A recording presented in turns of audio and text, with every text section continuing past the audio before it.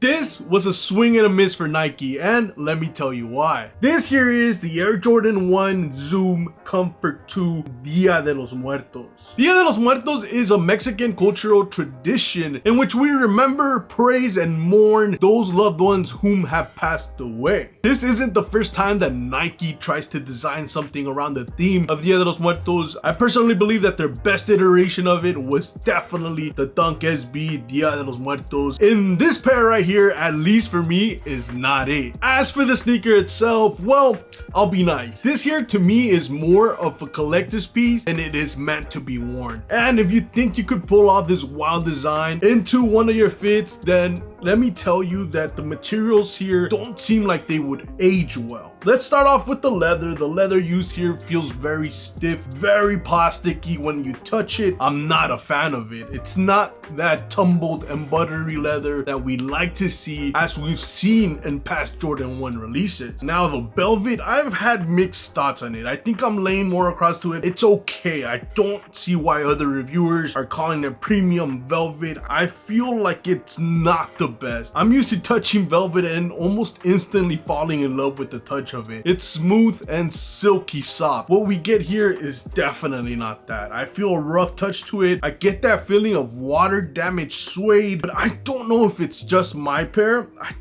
I'm not a fan of the materials that they use here, and that's mainly what kills the sneaker, at least for me. As for the design of the sneaker, it comes in this predominantly black colorway along with this almost bone-like color. Actually, as a matter of fact, when I look at this sneaker, the one thing that comes to my mind is a skull for some reason. And then the one thing that makes this thing pop off, it's that floral embroidery which you'll find all over the sneaker. We also get a skull with a floral crown on the back of the heel, which honestly I think it's a pretty nice touch. As for the comfort of the sneaker, well, I'm not gonna lace this pair up. I don't want them at all. I'm not gonna lace them up and use them, but I've heard a lot of good things of this whole Zoom comfort technology. I've yet to rock a sneaker with this technology, so I wouldn't be able to tell you, but at least from the rest of the sneaker community, they say it's a much comfortable Jordan 1 compared to the OG. I think it's nice to see Nike trying to connect with our cultura mexicana, and we saw a better version of that at the beginning of the year with the Jarritos SB. And remember guys, this isn't me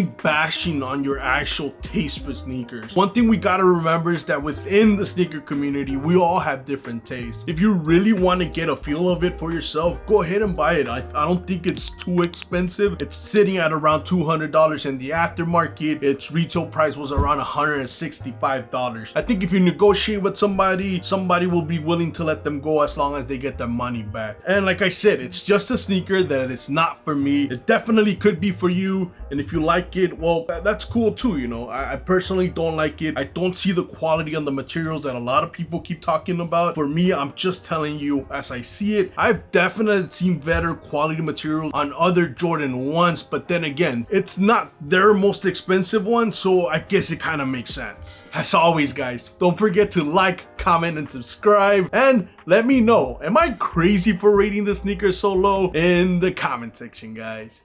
Peace.